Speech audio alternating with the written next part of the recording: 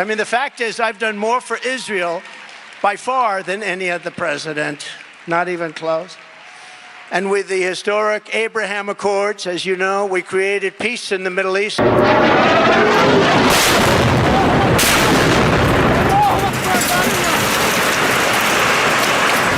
Areas where we have disagreements, we discuss everything in detail and reach agreements and solve issues. This is why people on both sides of the aisle are pushed for Donald Trump to become president, because the Israel lobby has decided that's who the president's going to be. Israel is still launching large airstrikes in heavily populated areas, killing dozens of Palestinians this weekend, according to a local hospital director. Fortunately, they didn't add any countries to it, but we will. By contrast, Kamala Harris stabbed Israel in the back in its great hour of need. Israel has murdered over 30,000 people in Gaza since October 2023, close to 14,000 of them being children. Every single university in Gaza has been bombed and destroyed, obliterating the educational infrastructure. Only 12 of Gaza's 36 hospitals are even partially functional. More than 1,000 children have had to undergo amputations of one or both legs without anesthesia since the beginning of Israel's genocide in Gaza. These numbers reflect only a fraction of the horrors that Palestinians in Gaza have had to endure due to Israel's assaults. And we now live in a world where Palestinians have been forced to live stream their pain and trauma, many of us here have bared witness to from our devices. 2 days ago, she refused to attend the speech in Congress of the Prime Minister of Israel. She said, I can't make it. Which is odd because Joe Biden and Kamala Harris were supporting Israel in their terrorist attacks against Palestine. She doesn't like Jewish people. She doesn't like Israel. I am Jewish and I don't like terrorists. These people are terrorists hiding behind the Jewish identity. And telling us how central imprisonment or carceral practices are to this settler colonial regime. The torture, humiliation, and degrading conduct against Palestinians is not simply restricted to the Gaza Strip. There are also images and videos that have been circulating from the West Bank. Since October 7th, over 7,000 Palestinians have been detained, which is a number unheard of over the past decade. These soldiers have quite remarkably taken to converting their massive, really unprecedented destruction of Palestinian homes, hospitals, mosques, universities, churches, schools, into entertainment videos. Now, wait a minute. Didn't Donald Trump depict Israel as defending themselves?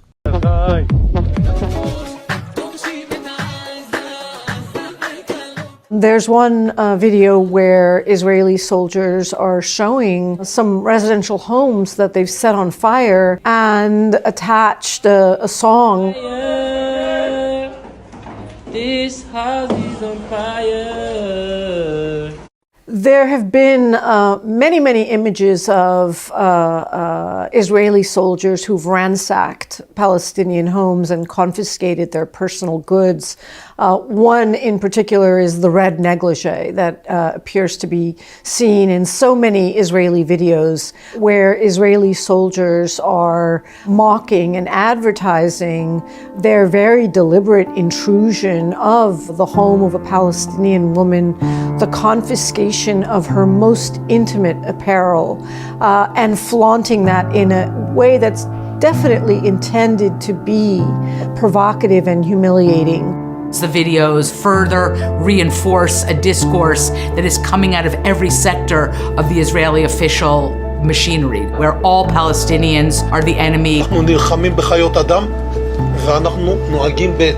Many officials have said they deserve to be eliminated.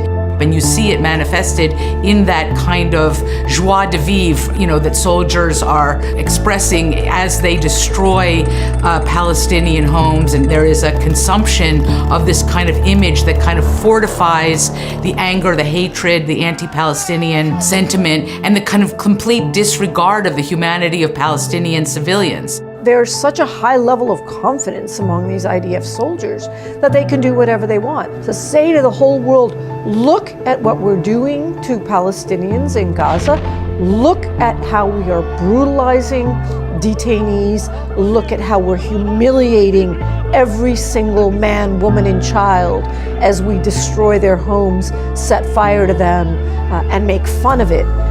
And they are provoking and challenging the whole world to say, we can do this, we can get away with it, and no one in the world can stop us. No Israeli has found themselves sanctioned by the international community, by countries that have these tools, which again has only reinforced the belief of Israeli soldiers that they are immune, that they are exempted from complying with international laws, from basic human rights laws, that they are above the law. Together with Joe Biden, she gave billions and billions of dollars to Iran and Hamas to fund their campaigns of terror. She gave them billions of dollars. They were broke. Remember, when I left, they were broke. There were stories that Hamas is out of business, Hezbollah is out of business. They were broke. October 7th would have never happened if I were president. This history did not begin on October 7th. As we continue to bear witness to and protest against the ongoing genocide in Gaza, it is more pressing than ever for people to learn and pay attention to the history of Palestine and of the violence that Israeli apartheid state has done unto the people and land of Palestine. We gather here today in an effort to confront the political reality underpinning some of these horrors. We gather here to reflect on the ways that we as people who live in the United States, a persistent supporter and funder of Israel's apartheid and genocide of Palestine, can pressure our government to change course. And finally, we gather here, or at least most of us, as people who will no longer stand by in silence as our government actively funds and partakes in upholding apartheid and genocide. Within days of the heinous October 7th attack on Israel, Kamala Harris praised the anti-Israel protesters. You saw that, right? She praised them. She betrayed America's ally and sided with the radical fringe of her party. Unlike liberal Kamala, I will support Israel's right to win its war on terror. You have to support that. Got to win, got to finish it off. And instead of pandering to the jihad sympathizers and America-hating radicals, we will deport them. We will deport them very quickly. We have no choice. The truth is the exact opposite of what he just said. Donald Trump is supporting terrorism. He's supporting terrorists, people that are committing genocide and terrorist acts, jihadists. As he claimed that the Palestinians are, that is what Israelis are. That is what he's supporting. That is who's backing his campaign. Because they're attacking celebrities within the United States who refuse to endorse Donald Trump. When you commit acts of genocide against another country, you are the terrorist. You're not a liberator. He's also just threatened anybody who's potentially a Palestinian who's vocal about what's going on in Gaza right now and being critical of Israel and threatening to deport them. Well, I'm a United States citizen and I'm critical. You gonna deport me? To what country? I'm a citizen of the United States and I know what you're doing. And they understand that. They understand that. I have many friends in the Middle East, many great friends in the Middle East. They understand it. In my next term, I will once again appoint rock-solid conservative judges who will protect religious liberty and not let Marxist lunatics rewrite our Constitution.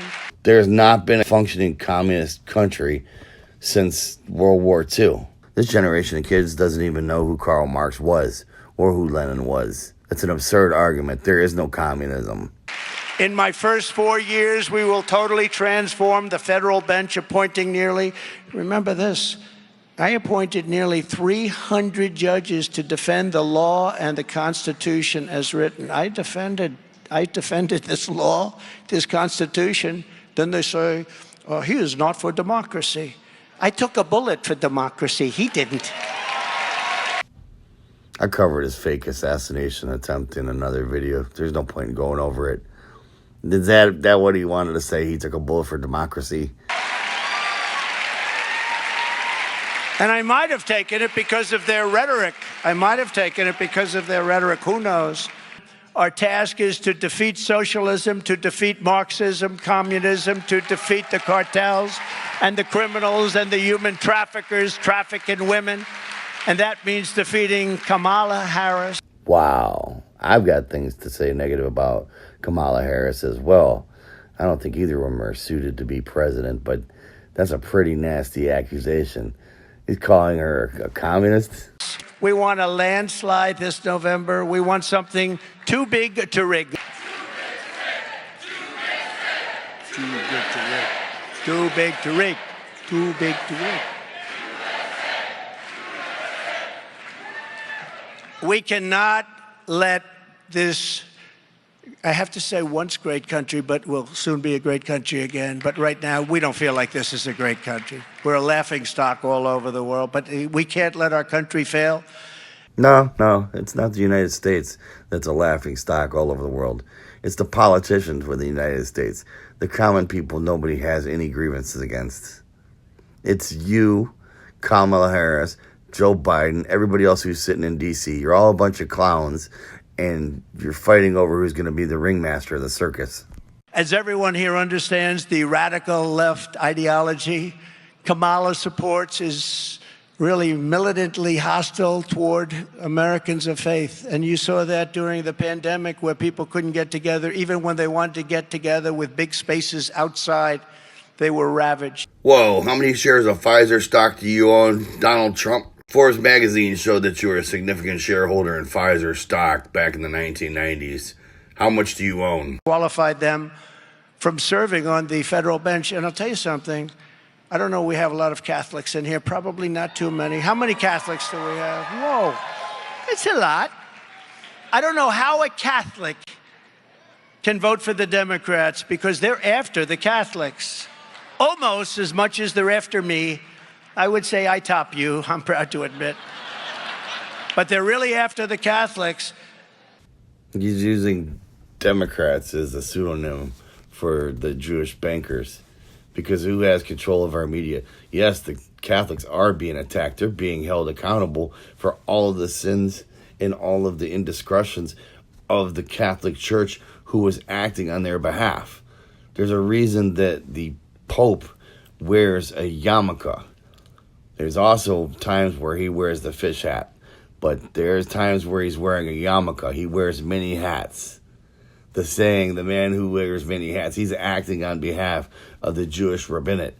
And when it comes to Israel, you're talking specifically about the bankers who are the defense contractors, who are the controllers and creators of the intelligence community in every single nation. Hamas is a creation of Mossad, the Israeli intelligence. They created a movement. They filled it with Palestinians. They motivated the Palestinians to attack Israel to give justification for the genocide that's going on now. This is the same game that's been going on for years. It's the intelligence services, but who controls the intelligence services? This all goes back to the Rothschild dynasty.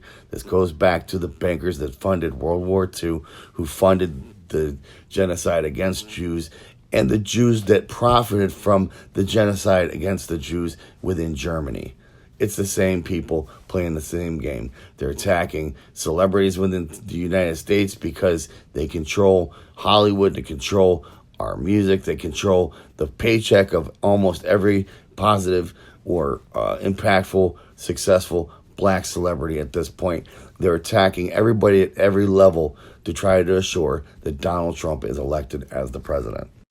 And, you know, I met today with Bibi Netanyahu, and I will tell you, no surprise there. You just got done saying you support terrorism. I asked him a question, and he said he's getting asked that question a lot. I said, how can a Jewish person or a person that loves Israel vote, think of this, vote for these parties? I mean, how can they vote Democrat?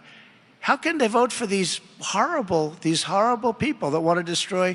But I asked him, how did they vote for Democrats? Everything is negative. Everything, they want to stay in the way. They don't want to have victory. They want to stop you from having victory. They want to and they want to put you in jail. They want to persecute you. How does a Jewish person vote for a Democrat? And traditionally, they have. No, traditionally, they have. And we came to the conclusion it's mostly habit, because they have for 50 years. I mean, they have. That's what they've done. But how does a Jewish person vote for a Democrat? How does a Catholic person vote for a Democrat? With what they're doing to Catholics, I just don't get it. Somebody doesn't like Catholics in that administration, and I don't even know who it is. I don't think it's Biden, because I don't think he has any idea what the hell he's doing. The Democratic Party literally does not have the power and authority to be able to do what's taking place against the Catholics. I don't think he has any ideas on any subject. As we speak, more than 70% of people in Gaza are suffering from catastrophic levels of hunger. At least 25 people, including babies and children, have died of dehydration and starvation. The United Nations Secretary General has stated that this is the highest number of people facing catastrophic hunger ever recorded, anywhere, anytime. People have resorted to scavenging, eating grass and animal feed, and drinking polluted water.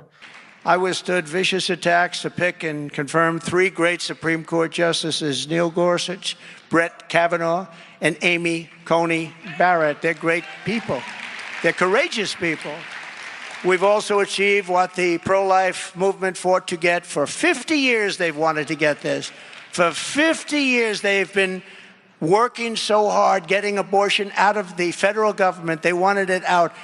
That means everybody, Democrats, liberals, Republicans, conservatives, they wanted it out, and they wanted to bring it back to the states for 51 years to be. That's a lie, because once Roe versus Wade was settled, it had been a non-issue other than for political reasons for years and years. It wasn't until people said, well, they'll never overturn it, that they overturned it, just for the shock and awe effect that it would have with the American public. And they've used it to inflame the American public since then. This whole business about bringing it back to the states is about something else. By bringing it back to the states, it's a part or connected to the Convention of States that they're trying to use to open the Constitution in order to modify the Constitution as a whole. By opening it, they can hit every single one of the amendments, whereas under normal conditions, if they want to make a change to a constitutional amendment, they have to do them one at a time, present them, and have to have 2/3 vote in order to get it changed, and they can never get the support to do it. This is setting the stage for the Convention of the States, which is not good for the American people. You're essentially giving them the opportunity to rewrite the Constitution, just as he stated that he would be against if he were president. Exact. And that's the way everybody, all legal scholars, virtually everybody, they wanted it out of the federal government, brought back to the states. And now it's up to the will of the people in each state. It's up to the voters. They're doing it. And some states will be more conservative in what they vote for, and other states will be more liberal. I mean, Ohio, we love Ohio, but they voted quite a liberal law. I live in Ohio. You want to see how liberal we are? You go ahead and bring up gun rights, and I guarantee you that it's going to get batted back. You're going to see the conservative side of Ohio. Just because we support women's right to choose whether or not they want to continue a pregnancy, versus us having the ability to defend ourselves. We are not neither conservative nor liberal. We have common sense. Kansas, same thing, very liberal. Then you'll have a Texas and you'll have other places, but it's now being voted on all over. The people will decide, and that's the way they always wanted it. If Kamala Harris has her way, they will have a federal law for abortion to rip the baby out of the womb in the 8th, 9th month, and even after birth, execute the baby after birth. The lie detector test determined that's a lie. The baby is born. Remember the former governor of Virginia? He said, the baby is born. We sit with the mother and we discuss what you want to do with the baby. In other words, if you want, we'll execute the baby after birth.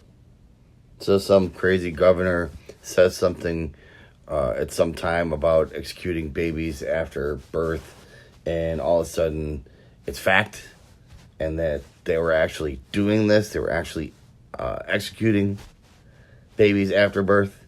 or this is something a stupid governor said, and Trump has repeated it over and over because he always cites the same case. But the governor, as far as I know, is not even in power, and it's never been a practice. So that, again, is a lie. And they have laws, and they want to pass laws to that effect. And yet it's well documented that in Palestine, the Israelis are starving the people, the mothers, and impacting the birth rate, the children. There are children starving, and it's of no concern. But you're worried about some mythical children executions or baby executions that never took place. Starving mothers are unable to produce enough milk to feed their babies. Miscarriages among pregnant women in Gaza have skyrocketed by 300% due to a combination of malnutrition and extreme chronic stress and fear. These people are radicalized and they're sick. They're sick people. So they're really, if you look at it, they're really the radical ones. And like Ronald Reagan, I strongly believe in exceptions for life of the mother, rape, and incest. I think it's very important. Don't forget. There's also exceptions for Palestinians. They don't have a right to live according to Donald Trump or according to the terrorists that he supports. Don't claim to be pro-life when you support terrorism. You have to go with your heart, but you also have to win elections. Very important. You have to win. So go with your heart, do what you want, but you do have to win elections. We have elections that are very important to win. And if you don't do certain things, you're not going to win elections, and it'll be a very Pyrrhic victory. It'll be a victory that's not really a victory at all. But Ronald Reagan felt that. I felt that. Many people feel that. And we really did something that nobody thought was possible. I want to thank the 6 Supreme Court justices, Clarence Thomas, Samuel Alito, John Roberts, Brett Kavanaugh, Neil Gorsuch, and Amy Coney Barrett, for the wisdom and the courage they showed on this long-term and very, very contentious issue.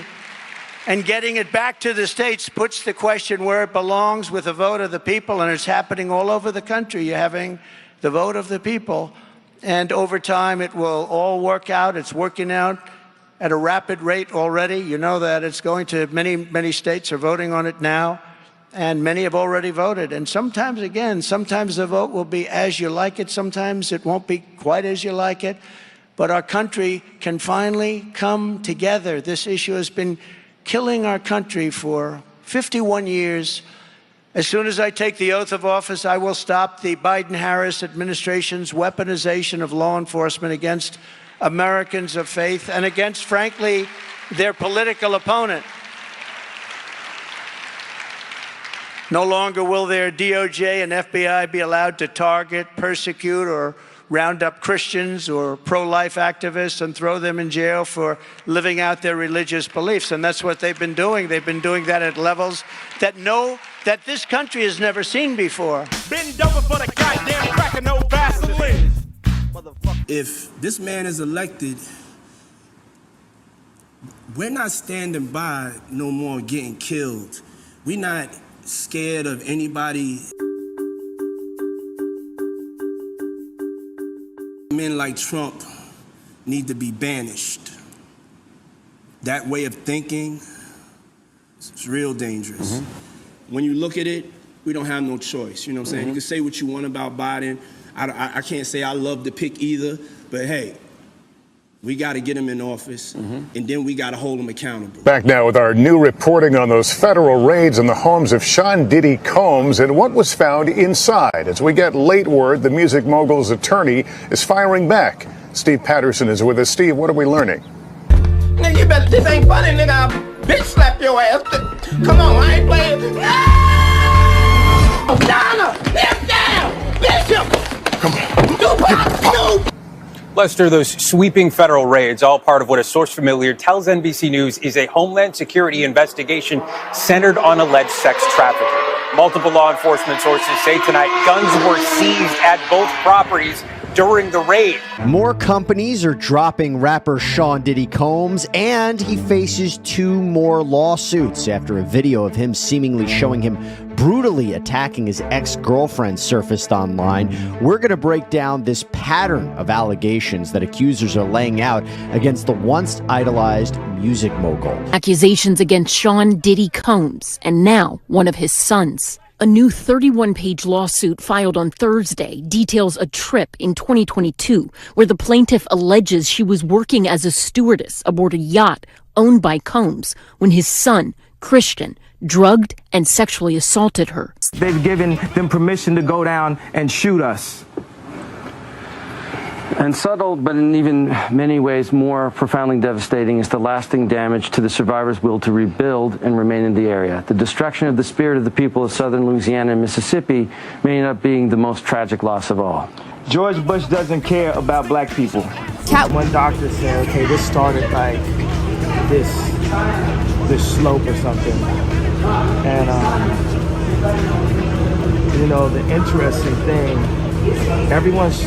they saw the Harley text to me, and people are looking over. You know, the media has run all these stories smearing me for saying, hey, I can't be anti-Semitic if I'm a Semite, because I am, because that's who we are. Black people we don't have a flag.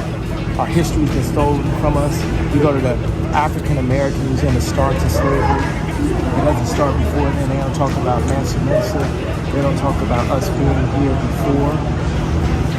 So I want to read this text out to you again, right? Because people need to not forget this. So when I put up the tweet, I was going back and forth with Harley saying, hey, I'm angry. I'm angry at how these Jewish business people have done me and so many of my friends. And to this date, right, y'all done seen everything be proven. I got kicked out of the banks. Ari Emanuel asked all these businesses to stop doing business with me. Now, yeah, I was. So now you know why Puff Daddy's being brought up on all kinds of fake sex charges of being gay, people within the industry that's distancing themselves from him. Because he said he stood up. He's not going to support Donald Trump in this upcoming election. And it's obvious that everybody, the Jewish establishment, the Israeli establishment, like war, and they want a warmonger for a president. And so you're either going to support Donald Trump or they're going to take your career away. It should be pretty clear what's going on here. You're going to go ahead and let them tear down any of the black people, because their opinion is, we built you up, we'll tear you right down. And that's what they're doing. Out loud when he was threatening me, you know, forcing me to apologize, you know, about the frustration. And no one ever said, okay, this is what you're doing. Even in fact, TMZ is going to say Kanye West, right? And my name is legally Ye now. It's always some form of disrespect, no matter if you're the richest black man or what happens. All right, so let me read these Harley texts. This is how he was threatening. This is a trainer, but come to find out, he was actually Canadian intelligence, but this is my trainer. So this shows you the kind of handlers that are around the superstars in California, right? So it says, I'm going to help you one of a couple ways. First, you and I sit down and have a loving and open conversation, but you don't use cuss words. And everything that is discussed is based in fact, and not some crazy stuff that dumb friend of yours told you or you saw in a tweet. Second option, I have you institutionalized again, where they medicate the crap out of you and you go back to zombie land forever. Play date with the kids just won't be the same.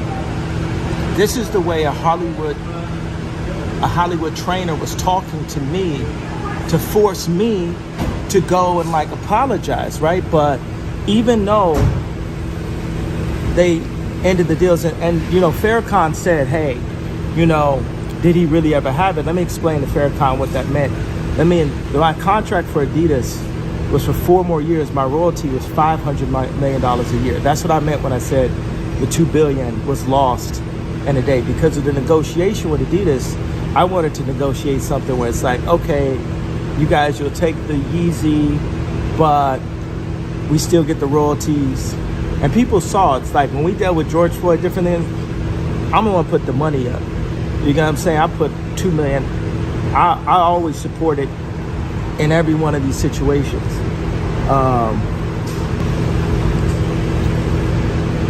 You think about if Harley was part of intelligence, right?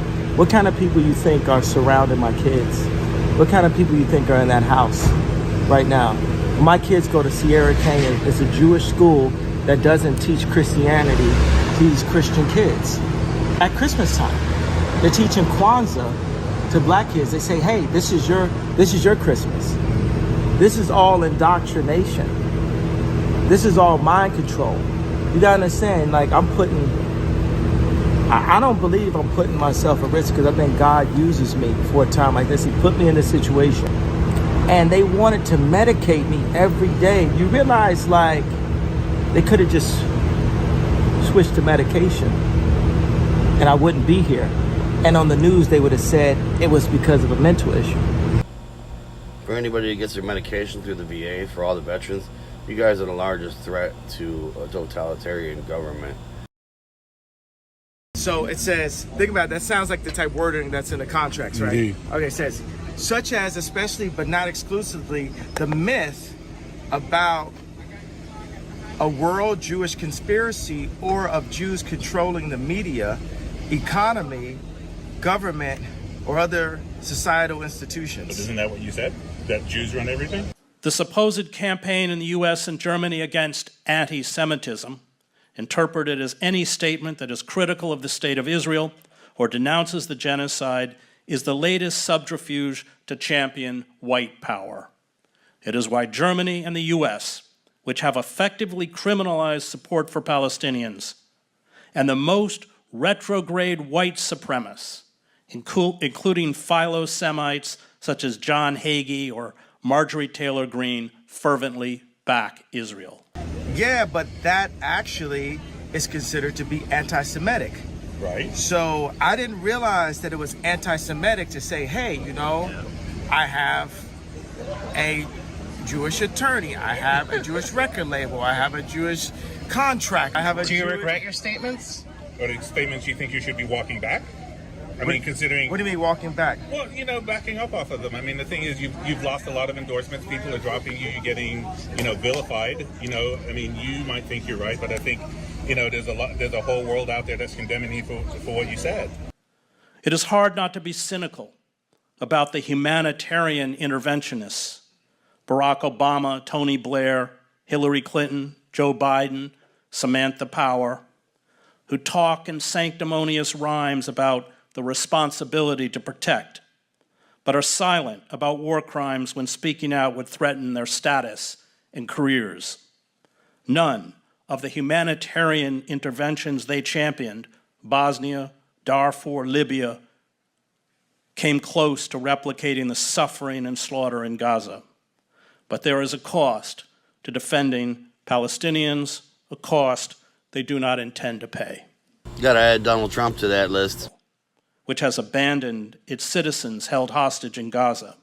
There are hundreds of Palestinians who are U.S. citizens or permanent residents trapped in Gaza, and the Biden administration is making no discernible effort, as demanded by U.S. law, to secure their safety. The industrialized nations, weakened, fearful of global chaos, are sending an ominous message to anyone who might think of revolt. We will kill you without restraint, and no one will stop us. The reason Biden, Harris, and their thugs are so desperate to stop us is that they know that we are the only ones who can stop them. We are the only ones that can stop them. This is a movement, Make America Great Again, MAGA, the likes of which our country has never seen before. This right here is a chart of Universal Studios, 20th Century Fox, ABC News, CBS, CBS News, Columbia Pictures, Warner Brothers, ESPN Sports, Fox News, Washington Post, Metro Goldwyn Mayer, MTV Music Television, Nickelodeon, USA Today, Wall Street Journal, Comedy Central, NBC Entertainment, Google, what else do we have? Disney, ABC Kids and Family, YouTube, Los Angeles Times, Discovery Network, Paramount Pictures, Facebook, Huffington Post, Yahoo, Marvel, Hulu, Cosmopolitan, Time, Touchstone, Associated Press, Pixar, Miramax, HBO, New York Post, LucasArts, MSNBC, DreamWorks Animation. Now, the thing is, I skipped over maybe about 5 of them because it was just unclear on this list. The red are the executives that are Jewish at these companies. They started off, people looked at us, we were like we dropped in from the 18th century. We were cute, we were quaint, and we were Fiddle on the Roof. Now we're the Jewish powerhouse, we're the success story. Evil is protean, it mutates, it finds new forms and expressions, it changes its face, but it's not its essence. Germany orchestrated the murder of 6 million Jews, as well as over 6 million gypsies, Poles, homosexuals, communists, Jehovah's Witnesses, Freemason, artists, journalists, Soviet prisoners of war, people with physical and intellectual disabilities, and political opponents. It immediately set out after the war to expiate itself for its crimes.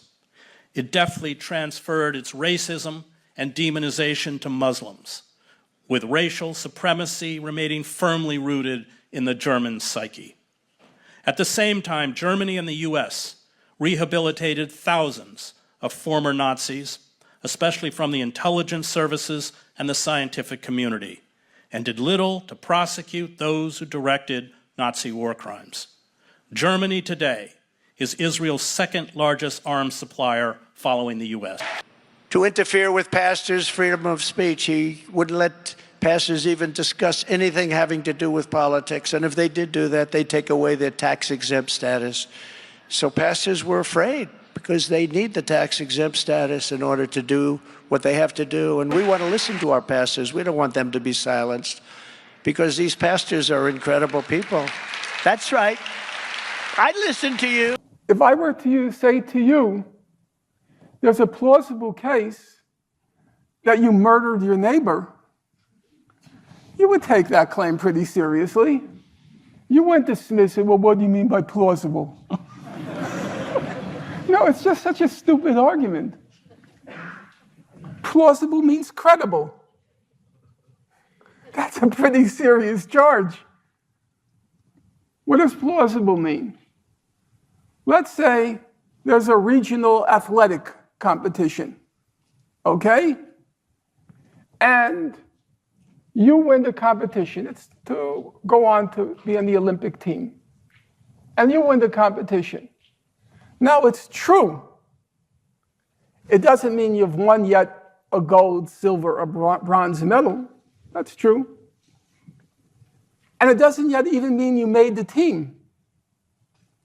But if you qualified in the regional to be on the team, that's a pretty impressive achievement.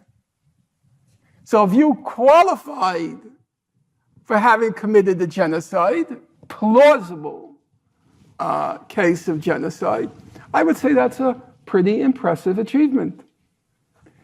So when you try to poo-poo it, yes, it's true. The Minister of Antiquities, he wanted to nuke Gaza. And that was not permissible. But that's not because they don't want to. It's the limits imposed by the international political system. What we know is they've gone as far as they want to go before they're stopped. Because we know exactly what they wanted to do. It's one of those rare cases of truth in advertising. Defense Minister Gallant said, "We will not allow any food, fuel, water, electricity into Gaza." Well, it doesn't require rocket science to understand what's the consequence of that. Now you're going to say, but they're letting it in. Yeah, but go back and remember, they let it in when Biden said you have to let something in. And at this moment in time, they're not letting it in. Starvation is being used as a weapon. So, all things said, I would say they're doing a very good job if their goal is a genocide. Well, they cut the humanitarian aid shipments last month by 44%. Yeah, between the ICJ opinion and now the amount of the ICJ opinion, International Court of Justice opinion, one of the two provisional requirements imposed on Israel was to allow more humanitarian aid to get in. In fact, it was reduced by half between February and March. I think it's simply a fact of life that certain persons have certain kinds of, I won't call it immunities, but they have certain kinds of what you might call rhetorical privileges, which others don't have. And I want to be judged by the facts. And if you disagree with me, you're free to disagree with me. And I would hope that beyond disagreeing with me, you will make an argument and not just a slogan. But I also recognize that I can't say my life has been exemplary of immunities. On the other hand, I recognize that I am able to, in public at any rate, make arguments that the two young women sitting in the front row now are not able to make and who are more easily dismissed. And I don't think you can get around that. It's just, so to speak, the nature of things.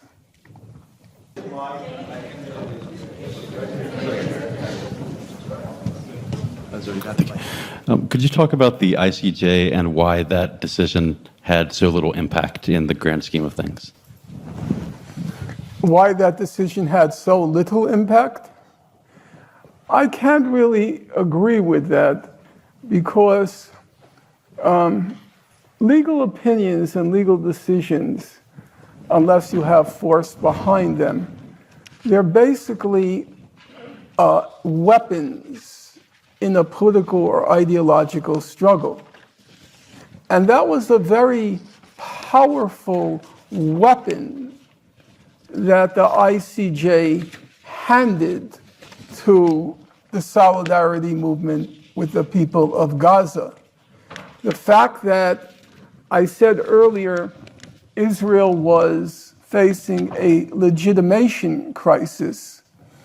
The fact that Israel now has pinned on it the scarlet letter of genocide has radically or potentially will radically reshape opinions of Israel.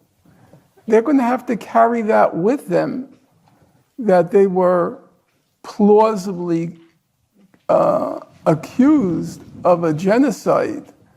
And that's for us, it legitimates, or let me just put it to you in reverse. Many people were worried if the ICJ had voted in reverse, namely, there is no plausible case of genocide. That would have been a political disaster. Israel would have won 99% of the propaganda war, or the war for a public relations war. So that fear was not only dispelled, but now you had a very potent weapon in the quiver of those struggling for justice, that the highest judicial body in the world, the president at the time of which was an American, had said, well, we looked at the evidence, there's a plausible case for genocide here. I was the first and only president to convene a meeting at the United Nations to end religious persecution worldwide. That's the first president to do it. They didn't want to get into it. All of these very religious presidents that you've had, you know, religious in quotes, they said, no, we'll pass on that. But I went and I did it, and I was proud to do it. For 4 years, I stood proudly with our friend and ally, the State of Israel.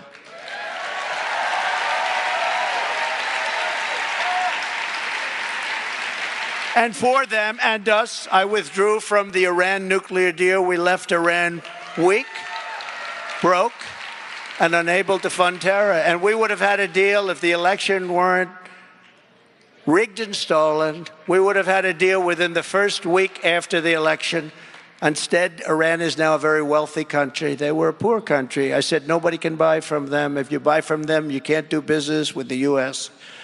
And China didn't buy, and nobody bought, and they didn't have the money to give to Hamas and Hezbollah. They had no money. They were broke. But I kept my promise, recognized Israel's eternal capital, and opened the American embassy in Jerusalem. It was a big deal. And got it built for $2 billion under budget. Took an old building and reconverted it for peanuts using Jerusalem stone. A friend of mine said, oh, I love Jerusalem stone. He's in New York, big, rich guy. Every time I walk into his office, do you know what this is? I know it's Jerusalem stone. You tell me every time, oh, it comes from Jerusalem. So now I'm building. I not only wanted to get it going, but I want to build it because I know I can get it built fast. And they had a building already. They were going to spend hundreds of millions of dollars to buy a site in Jerusalem. I said, wait a minute, don't we have something? We checked. Yeah, we always do, because we were there a long time ago. We were there sort of first, always by the post office like I did in Washington. If you get a post office, it's always the first building that they put in years ago. And I said, hey, listen to the people. We're going to spend $2 billion on building an embassy. I said, how much do you think we can do it for? We think we can do it for $350,000. So this, really, we're going to take an old building and reconvert it. I said, 300, it's the only time I ever said this. I said, you know, honestly, it's too low. It sounds too cheap. I've never done that before. Usually I say, okay, let's make it 300, right? Let's make it 250. But I said, I think it's too cheap. It sounds terrible. Do it for under 500,000. Yes, sir. I said, any chance we can use Jerusalem stone? A friend of mine says it's very expensive. He goes, absolutely, sir. It's all over the place. We're in Jerusalem. So we built the whole thing out of Jerusalem stone. Can you believe it? And got it done for nothing. And it's beautiful. It's a beautiful embassy. And that was the capital of Israel. Every president for decades and decades promised that they were going to do that. Capital of Israel, Jerusalem. But I even got the building built. And we got it built. We had a beautiful opening. I went. It was a beautiful opening. And I had a young lady named Ivanka there. We had our great first lady there. We had a lot of my children, a lot of my friends. It was a beautiful opening. Remember, it was always going to be a disaster if you do that. And every president was going to do it. They got to the office. They go into the White House. All of a sudden, they get hit by every side. They never did it. They never could get it off. I understand it. There was tremendous pressure not to do it. But I got it done. I got the building built, and it was a great thing. We opened it, and there were no problems, you know. People said there were going to be big problems. There would be bloodshed all over the Middle East. It never happened. It never happened. And we had it recognized, Jerusalem, as the capital of Israel. It was a great thing. It was a great day, actually. I also recognized Israeli sovereignty. Showed the court a video of Israeli soldiers celebrating and calling for the death of Palestinians. They sang as they danced, "There are no uninvolved civilians," as evidence that genocidal intent descends from the top to the bottom of the Israeli war machine and political system. Racism, an attribute of all colonial settler societies, whether the British colonists in India and Kenya or the French in Algeria, pervades Israeli society. During a recent special city council meeting in Burlington, United States, a young supporter of Israel inadvertently referenced a Gaza genocide in a Freudian slip on Monday. And I would like to use the rest of my time to say how appalled I am that people are bringing up the Holocaust. Do not use other genocides to describe this one. I have been... And that is Gaza's civil defense agency saying that about 100 people have been killed in an Israeli airstrike on a school on Gaza City. Well, we can go straight over to our correspondent Jenny Hill, who's in Tel Aviv. Jenny, good to have you with us. Just bring us up to date with the latest. Yeah, this is being described as a horrific massacre by Gaza's defense agency, civil defense agency, which is run by Hamas. They say that 3 Israeli rockets struck the school in the Daraj district of Gaza City this morning. They say that the school was being used as a shelter for displaced people, and there are suggestions that those people may have been at morning prayer when the attack happened. It is then reported that a fire broke out following the strike, with emergency workers scrambling to rescue people from inside the building. Now, the Israeli military has confirmed the strike, but they say that the school was housing a Hamas command center. It's the second strike on a Gazan school in as many days, and in fact, Israel has repeatedly struck schools in Gaza in the last week or two. Each time the military insist that they are in effect pursuing legitimate targets, that the schools are housing Hamas bases. They also insist that through the use of precision missiles and intelligence, they are doing their best to mitigate the loss of... Remember this, if there was ever martial law called on the United States, as a tactic, they have repeatedly, the officials have given the Palestinians a safe zone and then turn around and bombed it after it's been populated. Go ahead. Oh, there. So I'm filled with emotions. I'm from Gaza. I'm from Khan Yunis. 45 people from my family have been killed on Friday morning, 6 a.m.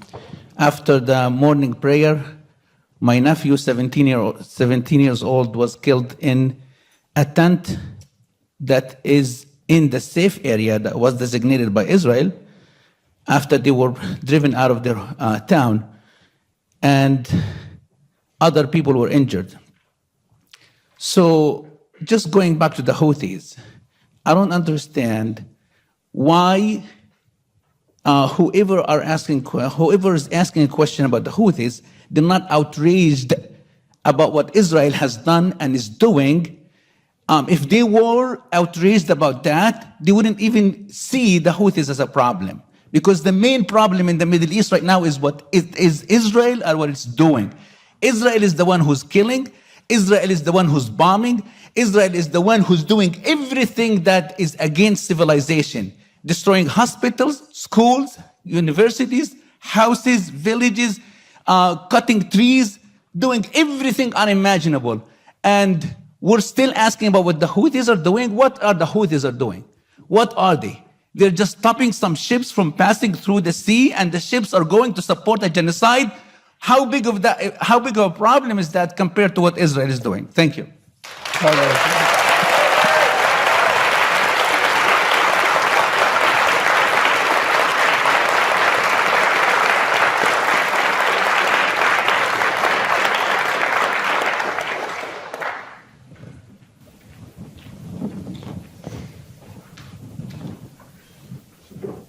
Silence.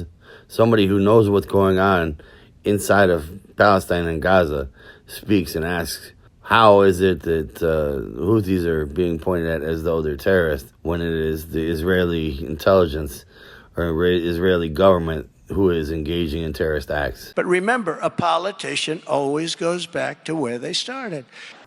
It's an existential issue, as Norman laid out in his book, The Holocaust Industry, because Israel has weaponized the Holocaust, weaponized the genocide that was carried out against Jews, and this ruling potentially removes that protection. I just want to quickly highlight that it's not just genocide, but within the United States, there are 5 laws that every day the State Department is violating as it approves ships and cargo planes full of weapons. The Foreign Assistance Act, which forbids the provision of assistance to a government which engages in a consistent pattern of gross violations of internationally recognized human rights, the Arms Export Control Act, which says countries that receive U.S. military aid can only use weapons for legitimate self-defense and internal security, the U.S. War Crimes Act, which forbids grave breaches of the Geneva Conventions, including the willful torture, killing, or inhuman treatment, the Leahy Law, which prohibits the U.S. government from using funds for assistance to units of foreign security forces where there is credible information implicating that unit in the commission of gross violations of human rights, and the Genocide Convention Implementation Act, which was enacted to implement U.S. obligations under the Genocide Convention, and Israel would push for that, and provides for criminal penalties for individuals who commit or incite others to commit genocide. So what is happening is a grotesque violation of not only international law, but domestic law. And I think that this is this refusal. I know in the debate, Benny Morris was saying, well, the laws don't matter, laws don't matter. Well, laws do matter, because if we don't have any kind of legal mechanism by which we can restrain these forces, then we create a kind of Hobbesian world. And I think that is, I'm very, as some of you know, very close to Julian Assange and just came back from the hearing in London. And one of the things that terrifies me, having sat through those hearings in London, is the way the British legal system and the American legal system is ignoring its own laws.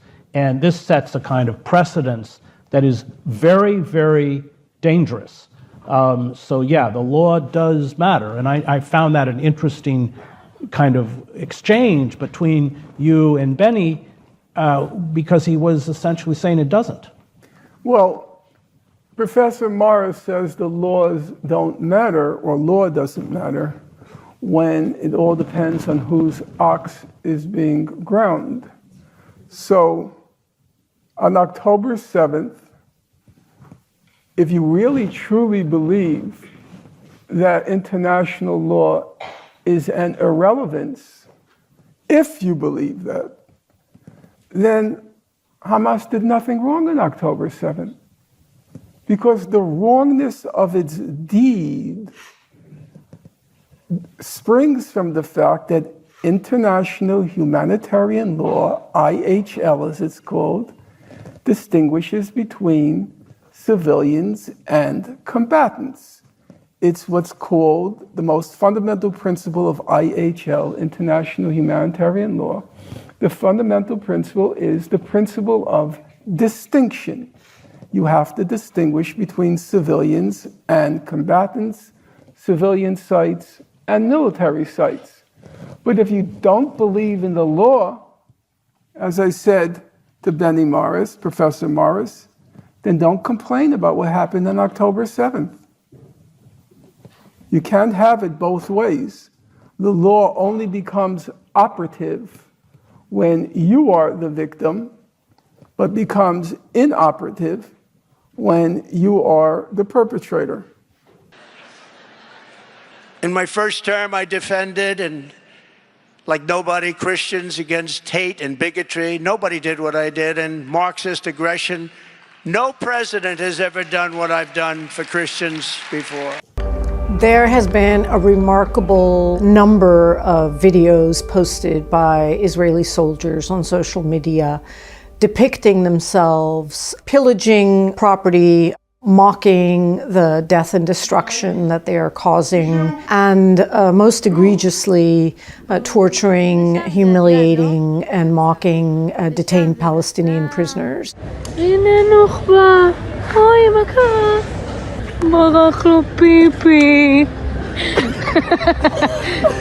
But remember, a politician always goes back to where they started.